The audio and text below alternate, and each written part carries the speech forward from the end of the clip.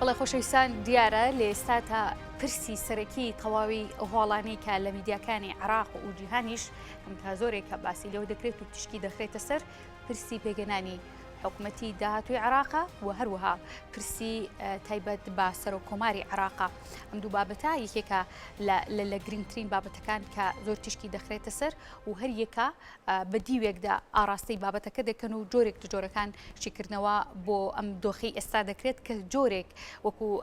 چاودێرانی سیاسی یاخود ئەو کەسانی کە لەناو بارودۆخە سیاسیەکان و قوڵایی بابەتەکانی عێراقدان هەریەکان بە جۆرێک لێکدان و شیکردنەوە بۆ بابەتەکە دەکەن ئەوەی هەیە کە لە عێراقدا جۆرێک لە شڵەژانی دروست کردووە. من دەمەوێت لەسەرم پرسا لەگەڵ بەڕێز ڕەنگین عەبدوڵڵا کە بەڕێزیان پەرلەمانتاری خولی پێشووی ئەنجومەنی نوێنەرانی عێراق و ڕاستەوخۆ لە ستودیۆ میوان من گفتوگوی زیاترین بابەتە بکەم. خاتوو ڕەنگین سپاس بۆ ئامادەبوونت ماندوو نەبی.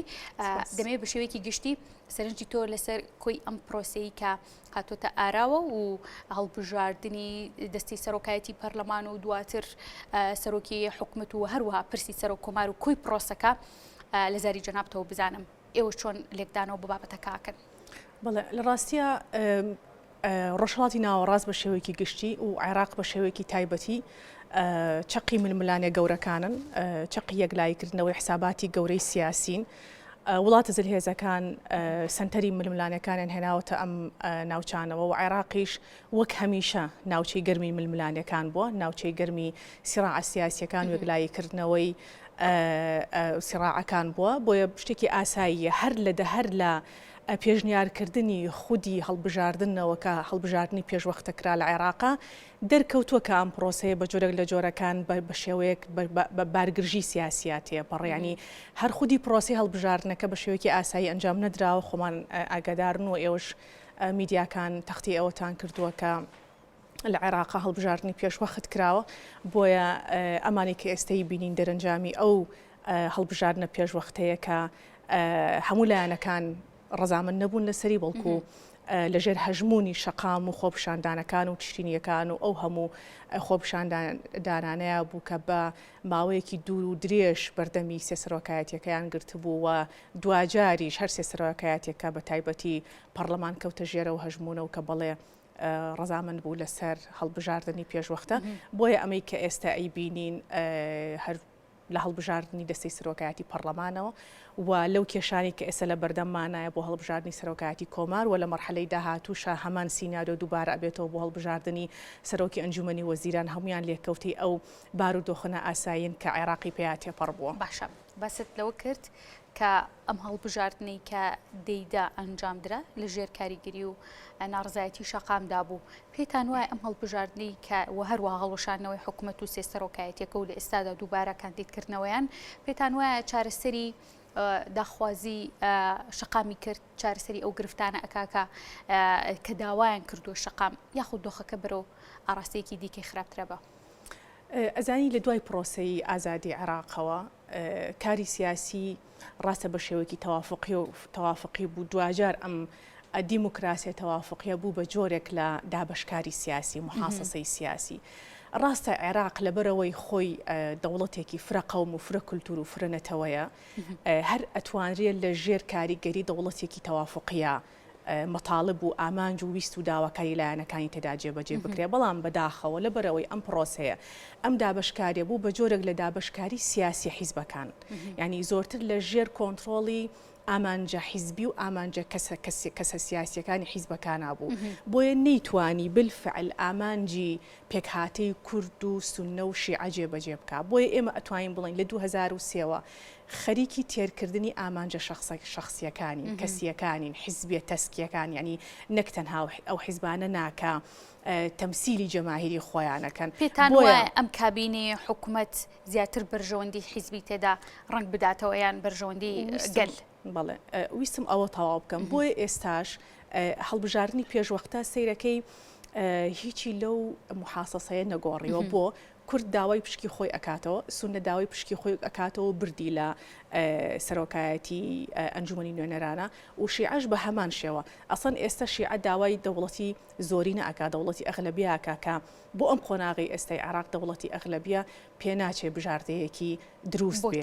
لەبەر ئەوەی باسم کرد عێراق پێک هاتەیە دەوڵەتێک کە پێک هاتووە لە نەتەوەی جیاواز قەومی جیاواز زمانی جیاواز مەذهبی دینی جیاواز بۆیە تۆ ناتوانانی لەژێر هەژمونی دەوڵەتی زۆرینەیە مەطالبی ئەو هەموو پێکهاتەیە جێبەجێ بکەی ئەکرێ لە دەوڵەتێکی ئاسایی کە کێشەی قەومیات و کولتور و مەذهب و ئەدیانی نییە بالفعل دەوڵەتێکی زۆرینە لەو کاتەیە زۆرترین قازانج بە گەلەکەیەکە بەڵام بۆ دەوڵەتێکی وەکو عێراق کە فرە کولتور و نەتەوەیە پێم وانە لە ئێسایە بژاردەیەکی دروست بێ و عێراق لە پرۆسی سیاسی و پرۆسی ئیداری و پرۆسی دیموکراسیە نەگەشتۆتە ئەو قۆناغە لە کاملبوونی سیاسی کە بتوانێت فعلەن نەگەڕێتەوە بۆ کێشەی قەومیات و کێشەی ئەدیان و کێشەی مەذاهب دەوڵەتێکی یاخود حکومەتێکی مستەقلی سربەخۆی هەبێ حکومەتێکی سیستماتیک کە گوێ بەوە نەیە کێ سونەیە کێ شیعەیە کێ کوردە بەڵام بەداخەوە ئێمە نابینین کە عێراق لە ئێستاە ئەم دەوڵەتە سیستماتیکە بێ کە بتوانێت بە یەک چاو و بە یەک نەفەس خزمەتی گەلی خۆی بکات. باشە دێمە سەر پرسی بابەتی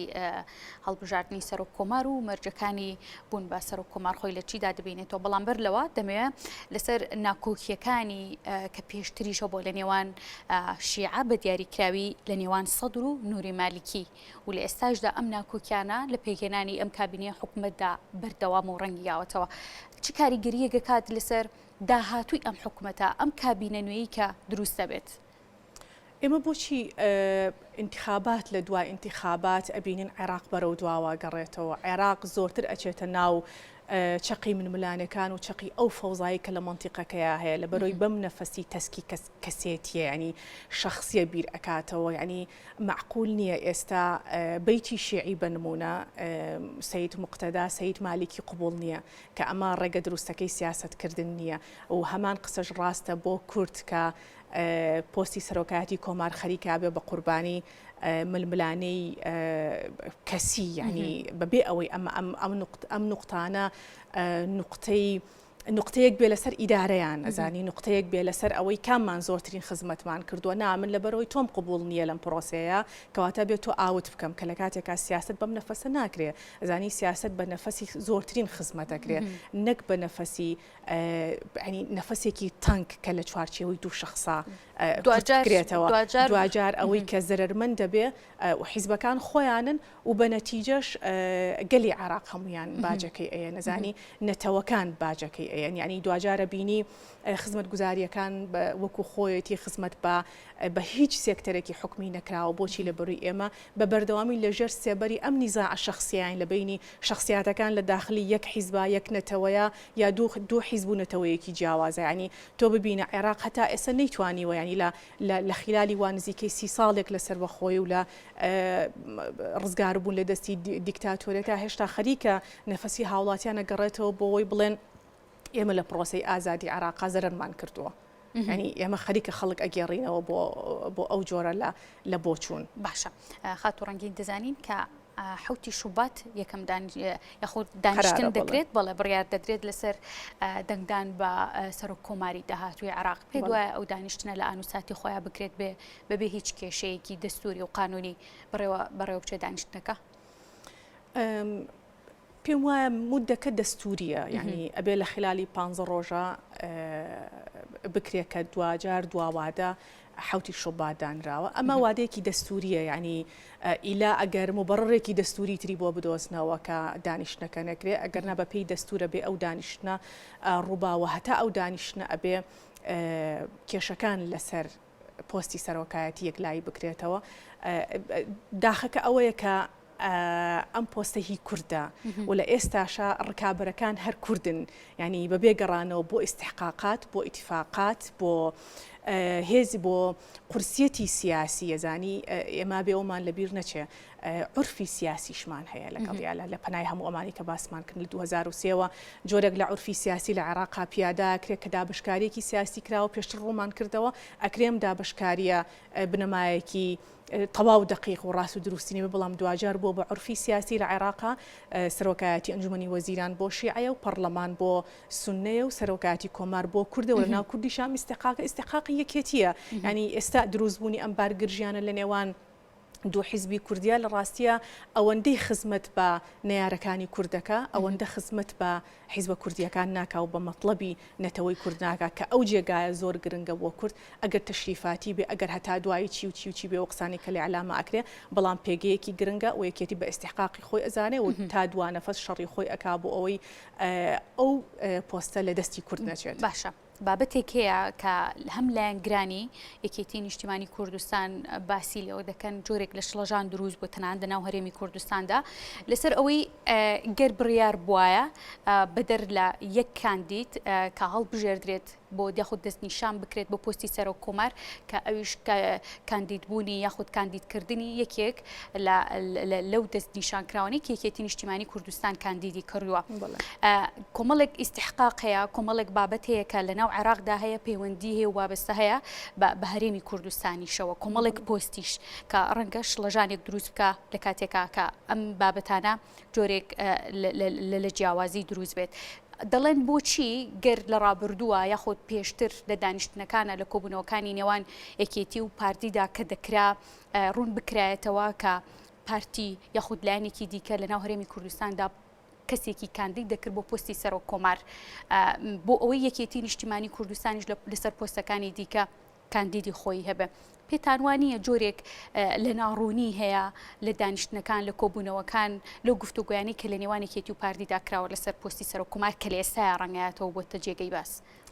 بەداخەوە باگراوندی ئەم کێشەی ئێستا گەڕێتەوە بۆ پێش لێک تێگەشتنەکان و گفتوگۆکانی نێوان یەکێتی و پارتی پێم وایە پارتی زۆر دەمێکە بەیعەتی لەسەر ئەم پۆستە یاوە بەلایەنێکی تری عەرەب لە سوننە و لە شیعە ئەوان بە جۆرێکی تر زۆر دەمێکە لە ژێر قسەکەت پێ بڕم هەروە بستە بۆ ئەم بەیعەتی کە جەنابە باسی دەکەی بەبێ ئاگاداری یەکێتی نیشتیمانی کوردستان حتمەن ئەگەر بە ئاگاداری یەکێتی نیشتیمانی کوردستان بواە لەوانەیە ئێمە جۆرێکی تر قسەیەکی ترمان هەبووە جۆرێکی تر داواکاریمان هەبوایە بەڵام هەتا ڕۆژی دانیشتنی هەڵبژاردننی دەسەی سەرۆکایەتی ئەنجومەنی نوێنەرانی عێراقیش یەکێتی پێوانە بوو کە پارتی بتوانێ بەم جۆرەی کە ڕوویە بتوانێت لە دژی یەکڕیزی هێزە کوردستانیەکان و حیزبە کوردستانیەکان بتوانێت لەوێ ئەو جۆرە لە ڕێککەوتنانە بکە بەڵام بەداخەوە خۆی لە ڕاستیە هەموو شتێک لە ناو سیاسەتە واردەڵە لەغایەت و بەڕۆ وەسیلە ینی بەڵام ئەوە ناخۆشە کە ئێمە لە خۆمان کوردینە ناو خۆمانە تووشی مووقفی سیاسی لەو جۆرە ببین کە دەستەوەستان ئەوەستین لەو کاتەیە قسەیەکرد نامێنە جگەلەوەی کە هەڵوێستێکی سیاسی ڕائگەیەنی کە دوجار لەوانەیە و هەڵوێستە خزمەت نکاتەوە بە بەرژەوەندیەکانی گەلی کورد بەڵام ئەمە شتێکی طبیعی ینی پارتی هەمیشە بەو جۆرە لە ڕێککەوتنەکانە بەپێی بەرژەوەندیەکانی خۆی هەڵسوکەوتی کردو ینی هەر کاتێک لەلایەنێکی ترەوە بەرژەوەندیەکەی حجمێکی گەورەتری وەرکرد بێ بە ئاسانی وازی لەلایەنێکی تری هێناوە گەر ئەو لایەنە کە لە ڕێککەوتنا بە لەگەڵیا بووە ئەگەر برایەکی کوردیشی بێ وگەر حیزبێکی کوردستانیش بێ بۆ ئەو گرنگ نەبووە و ئەبێ ئێمە ئەوشمان لەبیر نەچێ ئەم معادلەی کە ئێستا ڕوئەیە گۆڕانکاری هەژمونی هێزە لە ناوچەکە ینی بە تەنها پارتی مەسئول نییە لەوەی لەگەڵ ڕەوتی سەدر و لەگەڵ تەیاری سیادەکە هەردوو حیزبەکەی سوننە ڕێککەوتنیان کردو ینی بابەتەکە هەر ئەم حەجمە لە ڕێککەوتنی بچووک نییە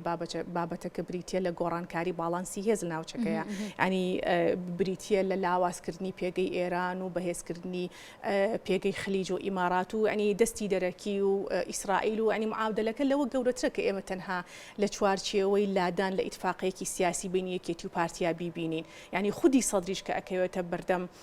مەسئولیەتێکی گەورە لە بەرەوەی ئەو لە دەورەکانی ڕابردووە بە بەردەوامی لەسەر محارەبەکردنی فەساد و ڕوبەڕووبوونەوەی گەندەڵکاران و بە سزاگەیاندنیان کاری کردووە ئێستا دێجارێکی تر لەم مەلەفی سەرۆکایەتیا پشتیوانی لە حیزبێکە کاو ئەچێتە ڕێکەوتن لەگەڵ حیزبێکە کە کاندیدەکەی خودی خۆی لە ناو پرۆسەی ئیستجواب و لێسەنەوەی متمانی ئەنجومەنی نوێنەرانی عێراق لە ساڵی 2016 شکستی هێناوە ینی ئەمە پرسیارێکی گەورە لەسەر ڕەوتی سەدر دروستەکە و پرۆگرامە ئیسلاحیەکەی کە عێراق بەرەو بن پڕکردنی فەساد بەرێ ینی ئەی چۆن پشتیوانی لە کەسێکەکەی کە ناوبانگی لە ڕووی سیاسیەوە زڕاوە و لەسەر دۆسەی گەندەڵی سزادراوە لە پۆستی وەزارە دوورخراوەتەوە ینیمانە پرسیاری گەورن کە ئەکرێ وەڵامەکانیان یارمەتی دەربێ بۆچی ئەمە ئێستا ئەگوزارێت. باشە لە تەواوی جیهاندا پرۆسە سیاسیەکان پێویستی بە کۆمەڵێک ڕێکاری قانونی هەیە و هەر کەسێک کە پۆستێکی سیاسی وەردەگرێت پێویستە یان بەرپژێرە بێت مسبقەن پێویستی بۆی کە کۆمەڵێک ڕێکاری قانونی و فیلتەری قانونیدا تێپەڕێت دەمێت لەسەر پرسی کاندیدبوونی بە دیاریکراوی پۆستی سەرۆک کۆمار ئەو کەسی کە دەبێتە سەرۆک کۆمار پێویستە پێشینی کارەکانی چۆن بێ یاخود لە ڕووی یاسایی و قانونیەوە ئیجا بکات پێویست دەکات ئەم کەسە ئەو مەرجانە چی بێت کە تێدایە ئەی چۆن دەستوری عێراقی بەڕوونی ئاماژەیاوە بۆ مەرجانی کە لەو کەسەیە هەبێت کە بربژێرە بێ بۆ پۆستی سەرۆکی کۆمار هەر لە شەهادەکەیەوە بگرە هەتان دەستپاکی و لەسەر هیچ دۆسەیەکی گەندەڵی سزانەدرابێ لەسەر هیچ جەریمەیەکی مەشهودە سزانەدرابێ ناوداوماگی لە ڕووی سیاسیەوە پاک بێ هیچ دۆسەیەکی گەندەڵی نەبێ لە موساعلە و عەدالەیان نەبێ ئەمە ڕیزێک لە صفات لە ڕاستیا کە دەستوری عێراقی بەڕوونی یعنی ئەمە بابەتێکە تەویلات و گفتوگۆ و تەفسیر هەڵناگرێ یعنی ئەمە بابەتێکە دەستور حەسمی کردووە ینی ئێستا شەگردی قەدبەی ینی بە جۆرێک لە جۆرەکان ڕای گشتی و ڕوژاوە چ لە میدیای ڕسمی جل لە میدیای ناڕسمی تەنانە لە ناوخودی پەرلەمانە ئەمڕۆ یەکێک 28 مانگێک لە پەرلەمانتارەکان بەڕسمی داوای ئاراسی سەرۆکایەتی پەرلەمان کردووە لەسەرەوەی کە بربژێری پارتی دیموکراتی کوردستان مەرج دەستوریەکانی تیانە بۆ ئەوەی بربژێر بە پێم وانە و ئەبێ ئەوەشمان لەبیر نەچێ ینی خودی پەرلەمانێک کە خۆی دەنگی یاوە 158 پەرلەمانتار دەنگیان یاوە لەسەر دوورخستنەوەی بربژێری پارتی دیموکراتی کوردستان هەر ئەم پەرلەمانە ئێستا بێت دەنگی پێباتەوە بۆ ئەوەی کە ببێ بە سەرۆک کۆماری عێراق ئەمە نیشانەی پرسیارێکی گەورە لەسەر خودی دەسەڵاتی تەشریعی دروستەکە و دەسەڵاتی تەشریعی ئەخاتە بەر مەسئولیەتێکی تاریخی قانونیەوە کە چۆن پەرلەمانێک ئەکرێ متمانە لە کەسێک بەهۆی گەندەڵی وەربگرێتەوە جارێکی تر متمانەی باتەوە یعنی بابەتەکە لە خودی شخصێک گەورەترە زانی لە قورسایی شخصێک گەورەترە گەرم شخصە بۆ حیزبەکەی زۆر گرنگ بێ بەڵام بۆ عێراق گرنگ نەبووە لە عێراق کەسێکی فاسد بووە تۆ چۆن ئێستا دێی تەنانەت پرۆسەی هەڵبژاردننی سەرۆکی کۆمار تەشوی هەکەی ناشرین هەکەی لەبەرەوەی کەسێک ئەخەیتە ناو پرۆسەکەەوە کە لەسەر دۆسی گەندەڵی سزادراوە باشە بشێک لە سەرۆکی حیزبە سیاسیە عێراقیەکان و بە دیاریکراوی کە ڕەنگە ناوی نهێنم باشتر بێت باسی کرد لە ڕابردووە کە تەواوی ئەو پەیوەندیانی کە لە ناو هەرێمی کوردستاندا یاخود ئەو ناکۆکیانی لە ناو هەرێمی کوردستاندا هەیە کاریگەری لەسەر حکومەتی عێراقیشدا بپێچەوانشەوە لێسادا کە جۆرێک لەم شڵەژانی و دووبەرەکی کورد دەبینین گەرنایی بنین دووبەرەکی دەیبینین کە بەبێ ئیتفاقێ دەچنە نێو حکومەتی داهاتووی عێراق پۆستی سەرۆک کۆمار بە هەمان شێوە بە هیچ ئیتفاقێک بە دیاریکاری لە نێوان دوو حیزبی سەرەکی هەرێمی کوردستاندا کە کراوە ئەمەوێ بزانم ئەم ناکۆکیانە ڕنگدانەوەی چی دەبێت لە ناو هەرێمی کوردستانە و لە ناو ئەو پۆستە سیادی و سیاسیانی کە لە ناو هەرێمی کوردستانە هەیە داهاتووکەی بکوێگە زانی بۆی ئەم ڕکابەریە خراپی کە ئێستا لە بینی هێزە سیاسی کوردیەکانە هەیە لەسەر پۆستی سەرۆک کۆمار یعنی نەتیجەکەی بە هەر بارێکە بێ من پێم وایە داهاتووی هەرێمی کوردستان ئەخاتە مەترسیەوە بۆ لەبەرەوەی بە دەرچوونی کاندیدی هەر کام لە حیزبەکان حیزبی بەرامبەر ئەکەوێتە ڕکابەریەوە ڕکابەریەکانیش لە کێخۆ لە بەغا ناکرێت ینی ئێمە لە بەغدادا ئەوە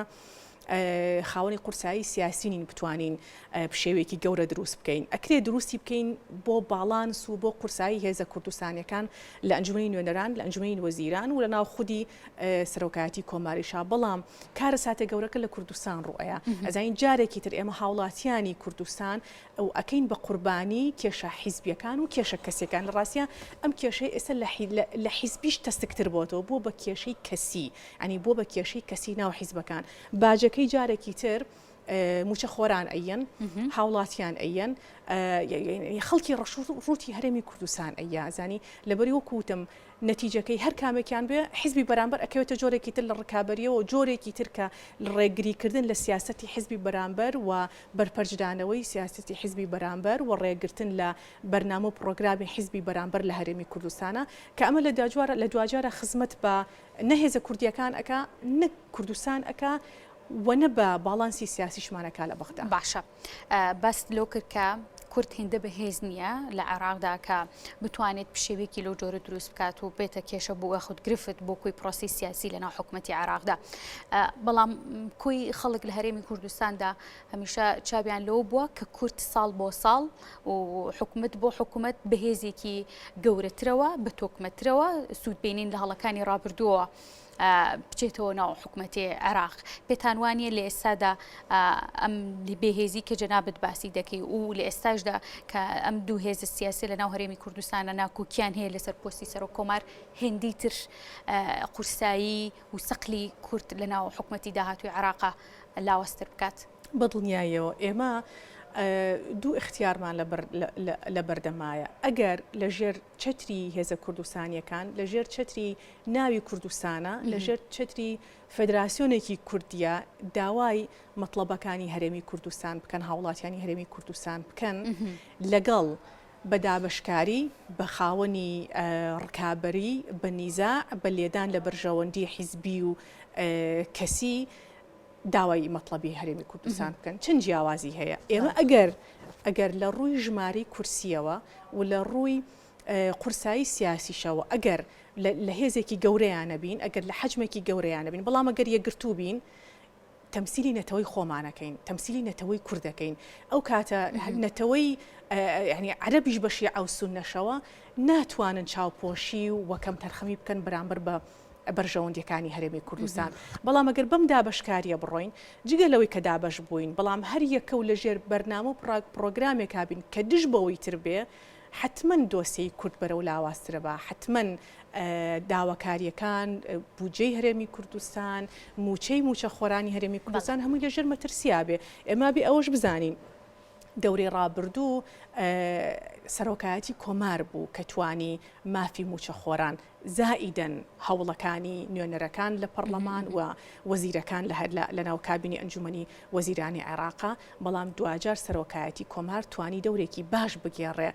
لەسەرەوەی کە ئیتفاقی نێوان هەرێم و بەغدا بکرێ بۆ ناردنی 200 ملیارەکە کە تا ئێستش بەردەوامی هەیە ئێگەر ئێمە جارێکی تر تووشی دابڕان و لە یەکترازانی ماڵی کوردی ببین ئایا مافی موچە خۆران 200 ملیارەکە ڕێکەوتنی هەرێم و بەغدا بودجەی کورد لە موازنەی عێراق ئایا ئەمانە مەسیریان بەرەو کوێچێ حتمما بەرەو خراپترەچێ ئەگەر لە عێراق ئەو نەخرابین ئەی لە کوردستانە چۆن خراپتر نابین ینی لێکەوتەکانی ئەم کێشە سیاسیانە لێکەوتەکانی ئەم نیزاعە بەرتەسکە حیزبێکی ئێستا ئێمە بردومانەتە بەغا لە ڕاستیە تەنها باجەکەی بۆ هەرێمی کوردستانە بێ و هاوڵاتیانی هەرێمی کوردستان ئەین وەجارێکی تریش ئێمە خۆمان بەعنی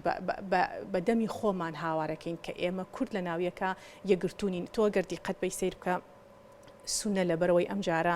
زۆر بە تۆکمەی سیاسەتیان کرد چەند بەباشی توانیان پرۆسەکە جێبەجێ بکەن چەند توانیان خزمەتی مناطقەکانی خۆیان بکەن پرۆسەیری ئەنبار کە بزان ئەنبار ئێستا یەکێکە لە شارە هەرە پێشکەوتەکان محافظە هەرە پێشکەوتەکانی عێراقکە لەوانەیە ڕکابەری هەولێری پێ بکەن بۆ لەبەرەوەی خزمەتی هەموو توانای سیاسی خۆیان و ناوچەی و ئیقلیمی خۆیان خستە خزمەتکردنی هاوڵاتیەکانی خۆیانەوە بۆیە توانیان لە سیباقی هەڵبژاردنا ببن بە خاوەنی ژمارەیەکی زۆر لە کورسی کە غێر متەوەقع بووە لە ڕاستیا کە کسونە بەو تواناییەوە بتوانن بەو بەهێزی و بتوان توانایەکانی خۆیان کۆبکەنە و بیخەنە خزمەتی گەلی خۆیانەوە بەڵام ئەوەی ئێمە کردمان تاوە پێچەوانەیە ئەوەیە کە ئەوان کردیان لە ڕاستیان خات و ڕەنگی دەمەوێت لەسەر و بابەتی کە ئێستا زۆر لە سوۆشیال میدیا دەیبینین و خۆمان لە ناو خەڵکین دەیبینین و دەیبیستین کە دەڵێن جۆرێک لە شڵەژانیش لە ناو هەرێمی کوردستانە دروست بووە بارودۆخە سیاسیەکەی ناو عێراق ڕنگدانەوەی ڕاستەوخۆی هەبووە لە ناو هەرێمی کوردستانیشا لە کاتێکا هێشتا پرسی سەر و کۆمار یەکلایی نەکراوەتەوە پێتان وایە ئەم شڵەژانە گەر بەردەوام بێت ئەم ناکۆکیانە و پۆستی سەر و کۆمار بە جۆرێک لە جۆرەکان ئەم ناکۆکیانی درێژەی کێشا و بۆ دوای هەڵبژاردنیشی پێتان وایە مەترسیەکان و شڵەژانەکان لە ناو هەرێمی کوردستاندا درێژە بکێشێت لە ڕووی سیاسیەوە حتمما درێژە ئەکێشێ ینی ئەچمەوە سەر وەڵامەکەی پێشوو نەتیجەکەی هەرچی بێ ئەم هەڵبژاردنە ینی هەرچی بێ لەسەر ئاستی سیاسی لە عێراقا ڕنگانەوەی گەورەی ئەبێت پشێویەکی گەورە و فۆزایەکی گەورە لە ڕووی سیاسیەوە دروستەکە باڵانسی هێز لە کوردستانە مەترسیتی ئەکەوێ دوو ئیدارەی ئەگەری دروست بوونەوەی هەیە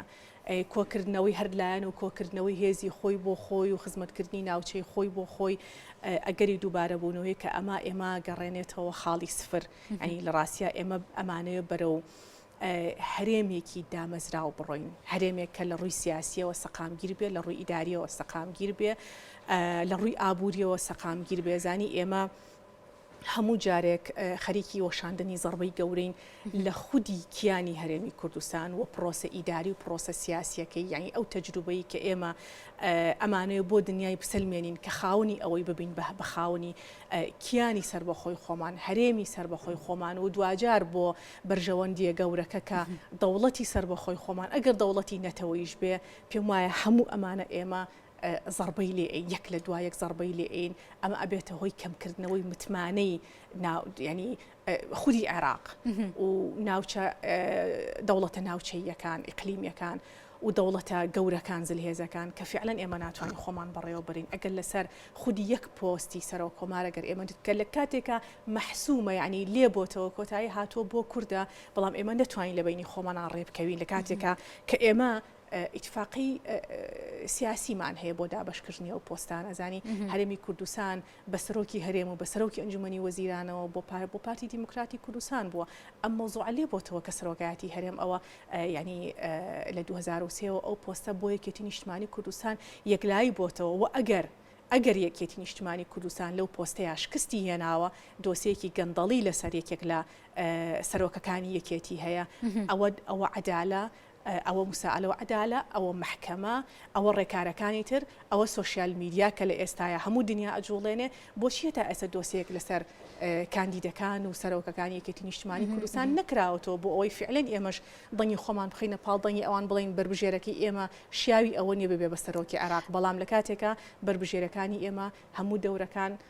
مەقبولیەتێکی تەواوی ناوچەی و نێودەوڵەتی لەسەر بۆ لە ناوخودی عێراقی شاتوانیویانە دۆسەی زۆر گەورەیەک لای بکەنەوە کە لە دوجارە خزمەتی کردوەوە بە کۆی گەلانی عێراق دیارە من دەمیست لەسەرم بابەتە میوانێکی دیکەشمە بێ لە یەکێک لە حیزبەکانی دیکە بۆی ڕاوبۆچونیان بزانم بەڵام پەیوەندیمان پێوەکردن دیار بوو لەهۆی لەبەرەوەی ئەمڕۆ ڕۆژی پشویان بوو زۆربیان یان ئامادە نەبوون یان وەڵامی تەلەفۆنەکان یان نائایەوە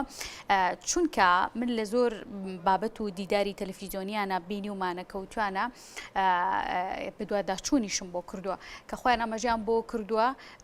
مەترسی هەیە لەسەر قۆڕەخکردنی تەواوی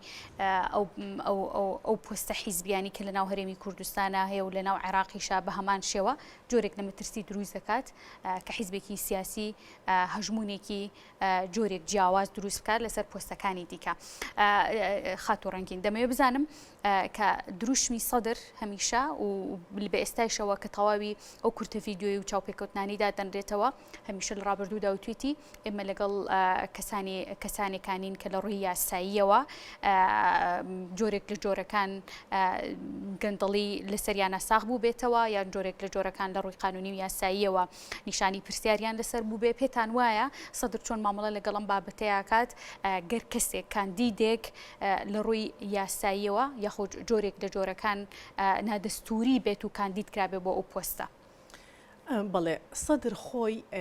کارە سیاسیەکانی لەژێر هەژمونی شەقامە بەڕێوە ئەبا ینی ئەگەر دیقەتیش بین ئەبینین هەموو مواقیفەکانی لەژێر کاریگەری شەقامایە و بۆ شەقامە ینی ئەگەر هەر لە خۆپشاندانە ملیۆنیەکانەوە بیگرین هەتا خۆپشاندانەکانی تشرین سیرەکەین بە بەردەوامی ئەو لە دوای شەقام کەوتووە زۆرتر لە دوای مەتاڵبی جەماهیریەوەیە زۆرتر ینی شخصێکە خیڵابێکی پۆپۆلیستی تا ڕادێک ئەتوانین بڵین هەیە لەژێر کۆنتترۆلی شەقامایە وەک زۆرتر لەژێر کۆنتترۆلی پرانسیپی سیاسی و کۆمەڵێک بابەتی ترابێ بۆیە ئێستاش کە ڕای گشتی شەقام و ڕوژاوە سوۆشیال میدیا و ڕوژاوە ینی بەیار و نەیارەوە توانین ئەو قسەیە بکەین بەیار و نەیارەوە تەنانەت زۆرێک لە کەسایەتی و لە حیزب لە هەرێمی کوردستانە کە ئەکرێ لە هەنێک مەواقفی سیاسیە دژ بە یەکێتی نیشتمانی کوردستان من بەڵام ئەگەر دیقەتی تویتەکانیان پۆستەکانیان و قسەکانیان و برنامجەکانیان بەی ئەبینی هەمویان دژ بە کاندیدکردنی کەسێکن کە خاوەنی دۆسیەی گەندەڵی بێ کە خاوەنی مەلەف بێ ینی مەلەفێکی گەورە زانیە مەقسەیەک نییە لێرە و لەوێ کرابێ مەلەفێکە لە ئەنجومەنی نوێنەرانی عێراقا بڕیاری لەسەر دراوە ینی لەبەرەوەمە بابەتێک نییە تەفسیر هەڵبگرێ و بڵێ لەبەرەوەی ئێمە حیزبی نەیارین لەم پرۆسەیە بەرامبەر بەو کاندیدە خەریکی دروستکردنی تۆمەتینەمە بابەتێک یەکلایی بۆتەوە لە ڕووی قانونیەوە بۆیە سەدریش ئەمە ینی بۆیە ئەم قسانم کرد بۆی بگەمە ئەوەی کە چاوەڕوان ئەکرێ مووقفی هێزە سیاسیەکان لە عێراقا گۆڕانکاری بەسەرابێ چاوەڕوان ئەکرێ سەدر ئەگەر بزانێ تەواوی شەقام دژی کاندیدکردنی بربژێرێکن کە خاوەنی مەلەفی گەندەڵی بێ ئیتفاقە سیاسەکەی نەکا بە قوربانی ناوبانگەکەی نەکا بە قوربانی ئیتفاقێکی سیاسی ئەنی ئەمە زۆر مهمە خۆتەزانی ینی لە ئێستاەوەی تەحکومەکە سوۆسیال میدیایە لە دنیاە ینی میدیا لە ئێستا ئیمپراتۆرەتێکە زانی هەم پاڵەوان دروستەکە و هەم پاڵەوان ئەخات ینی بۆیە پێم وایە سەدریش ئەوەندە بە دوای ناوبانگی خۆیەوەیەتی کە نەکەوێتە ژێر ئەو تەوژمەی کە بە تەواوەتی ئەگەر ببینێ شەقام دژی کاندیدکردنی بربژێرێکی خاوەن مەلەفن ئەکری ئەویش مووقیفەکەی گۆڕانکاری بەسرا بێ و ئێمە چاوەڕوانی ئەوە ئەکەینانی بەگەڕانەوە بۆ مەواقیفەکانی تەیاری سەدری لەسەر دۆسیە حساسەکان و گوێگرتن لە شەقام ئەکرێ ینی ئێمە چاوەڕوانیەوەکەین کە مووقفی سەدر فعلەن گۆڕانکاری بەسەر بێت باشە پێتان وایە کە ئەو اتفاقیانی کە تا ئێستا کرابێت ناوی هیچ حیزبێکی دیاریکراوە ناهێنم بە شێوەیەکی گشتی ئەو اتفاقیانی کە تا ئێستا کرابێت زیاتر لە بەرژەوەندی شەخصی بووە نەک لە بەرژەوەندی گشتی و گەلی عێراق بوو بێت حتمما ئەگەر دیقەتی ئیتاڕی ئیتفاقاتەکان بەی هەمویان ئەچێتە بەرژەوەندی شەخصی و حیزبی تەسک یعنی خۆزگا گەر حیزبیش بێ حیزبێکی جەماوەری گەورە بێ بەڵام بەرژەوەندی حیزبی تەسک جیاوازە لە بەرژەوەندی حیزبی گەورە بۆیە هەتا ئێستا ئەم ئیتفاقیانە فعلەن لە ژێر هەژمونی کۆمەڵێک بەرژەوەندیایە هەژمونی بەرژەوەندی کەسیتیایە حیزبی تەسکیتیایە دەوڵەتانی دەرەوەشی تایە ینی ئەبێ ئێمە ئەوەشمان لەبیر بێ بەڵام جێگەی خۆیەتی کە لە ئێستاە ینی ڕای گشتی بوروژێن لە سەبارەت بووە ئەولەویەت بدرێ بە داواکاری شەقامی خۆمان و داواکاری گەلی عێراق بە هەموو پێکاتەکانیەوە ئەگەر تەواوی پێکاتەکانی عێراق و ئەگەر شەقام و ئەگەر میدیا و سوۆسیال میدیا لەگەڵ ئەوەیە کەسێکی گەندڵ بربژێر بێت بۆ پۆستێکی گەورەیە خۆت ئەعلا پۆست گەورەترین بەرزترین پۆست پێم وایە و کاتە ئیتر قسەیەکی تر ئەبێ وەڵامێکی تر ئەبێ باش کۆتا پرسیارم گەر بکرێ بە کورتی لەبەرەوەی کاتم کەم ماوە پێتان وایە حکوومەتی داهاتووی عێراق حکوومەتێکی سەرکەوتووە بێت بم مەلەل و جۆرێک لە ناوکۆکیەوە کە ئێستا هەیە ئەزانی ئەگەر بابەتەکە دووبارە بوونەوەی سیناریۆکانی چەند ساڵی ڕابردوو بێ پێم وانێ حکوومەتی داهاتووی عێراقیش بتوانێت خزمەتێکی گەورەتر بکالەوەی کە حکوومەتەکانی ڕابردوو کردوێتی لەبەروی ئێستا کە ئەیبینین هەمان نەفەسە بەڵام تەنها جیاوازێکە لەوەیە ئایا بەرنمەکەی ڕوتی سەدر بۆ حکوومەتی زۆری نەئەچێتە سەر یاخود نەخێر ئەبێ بگەڕێنەوە بۆ گوێگرتن لە سروشتوی لە سروشتی عێراق کە حکوومەتێکی فرە پێک هاتەوە قەومونەتەوە و زمان و کولتورە ئەبێ گوێ لە هەمووی بگیرێ ئەمە حسمیەکە ئایا حکوومەتی داهات و سەرکەوتووە بێ یا حکوومەتێک بێ فعلەن سوکانەکەی لە دەرەوە بێ و خاون ئیتفاقەکانی ئێرە تەنها ئەیجوڵێن و ئاراستەکەی گۆڕم. زۆر سپاس دەکەم بۆی کە ئەمڕۆ لەم بەرنامەیە میوان مابووی خاتوڕەنگین زۆر سپاس بۆ بەڕێز ڕەنگین عەبدوڵڵا کە بەڕێزیان پەرلەمانتاری خولی پێشووی ئەنجومەنی نوێنەرانی عێراق بوون و لەم تەورەی بەرنامەی تایەک میوان مابوون خۆشەویستان سپاس بۆ ئێوەش کە تا ئێستا بینەرمان بوون.